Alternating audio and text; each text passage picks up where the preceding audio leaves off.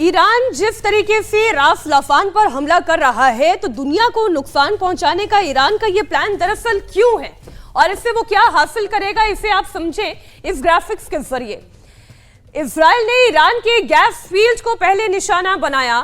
उसने South Pars, जहां से ईरान के अपने घरेलू गैस की आपूर्ति होती है और फिर विदेश में भी जाती है, वहां पर अटैक किया।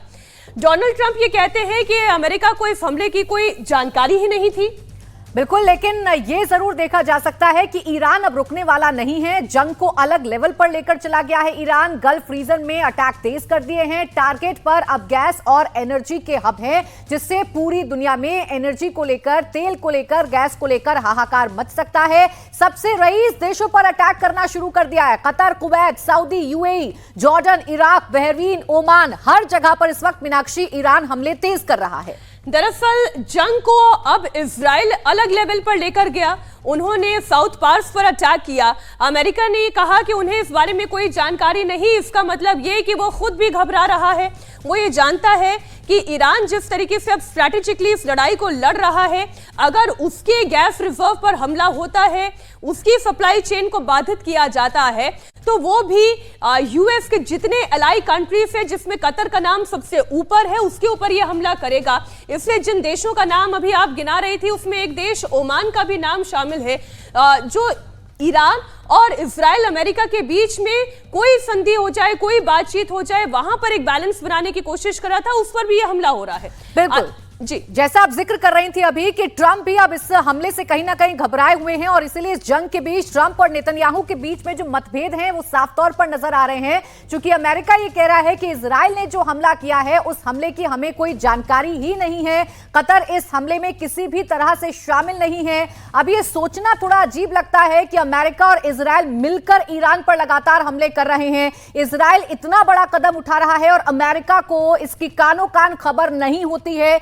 या तो ट्रंप झूठ बोल रहे हैं, या तो ट्रंप अपनी घबराहट को छिपाने की कोशिश कर रहे हैं, क्योंकि ट्रंप ये जानते हैं कि ईरान ताकतवर है। ईरान लगातार हमले कर रहा है और ईरान उसी जगह पर हमला कर रहा है जहां सबसे ज्यादा नुकसान अमेरिका, इजराइल को पहुंच सके और पूरी दुनिया में भी एनर्जी का संकट बन सके। मीनाक्षी, این هشدار قاطع و خط و نشان برای جنایتکارانی است که تعرض به بخشی از زیرساخت‌های سوخت و انرژی ایران در جنوب کشور داشتند. در نتیجه این اقدام زیرساخت‌های سوخت، انرژی و گاز مبدأ تهاجم در اولین فرصت در آتش می‌سوزد و به خاکستر تبدیل می‌شود. به ارتش بزدل و متجاوز آمریکای جنایتکار و رژیم وحشی و کودککش صهیونیستی اعلام می‌کنیم. ناگزیر هستید سربازانتان را به آب انداخته و حیثیتتان را به باد بدهید. گلوی فرماندهان و سربازان شما زیر چکمه رزمندگان اسلام است. मिडिल ईस्ट में महासंग्राम जारी है। महायुद्ध के 20वें दिन जंग और भीषण हो गई है। युद्ध में मरने वालों की संख्या 2400 के पार चली गई है। इजराइल ने ईरान पर अब तक का सबसे बड़ा हमला किया है। इजराइल डिफेंस फोर्स ने गैस फील्ड साउथ पार्स पर हमला बोला, जिसके बाद जवाब में ईरान ने पलटवार करते हुए कतर के गैस प्लांट रास लाफान को निशाना बनाया। जैसे जैसे दिन बीत रहे हैं, जंग और खतरनाक होती जा रही है। 3 हफ्ते से जारी इस वॉर का सीधा असर पूरी दुनिया पर दिख रहा है। एनर्जी क्राइसिस को लेकर दुनिया टेंशन में है। इजराइल ने ईरान की अर्थव्यवस्था की रीढ़ साउथ पार्स गैस फील्ड पर हमला किया। इस हमले में पार्स गैस फील्ड को जबरदस्त नुकसान हुआ है।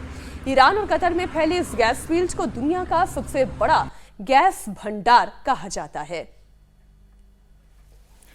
ये पहली बार है जब अमेरिका, इजराइल ने ईरान में प्राकृतिक गैस के ठिकानों को निशाना बनाया। गैस फील्ड में लगातार भीषण आग धधक रही है। पूरे इलाके में धुएं का गुब्बार छाया हुआ है। South Pars gas field Iran की घरेलू गैस का लगभग 70% हिस्सा और बड़े पैमाने पर दुनिया को एलएनजी की सप्लाई करता है। इस पर हमला करने से ईरान की अर्थव्यवस्था, पावर ग्रिड और एक्सपोर्ट पर बड़ा असर पड़ेगा।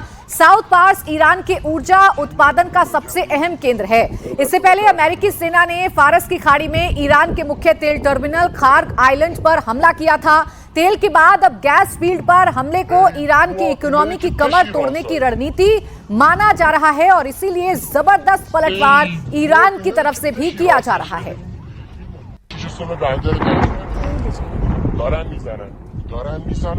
سه جا رو زدن.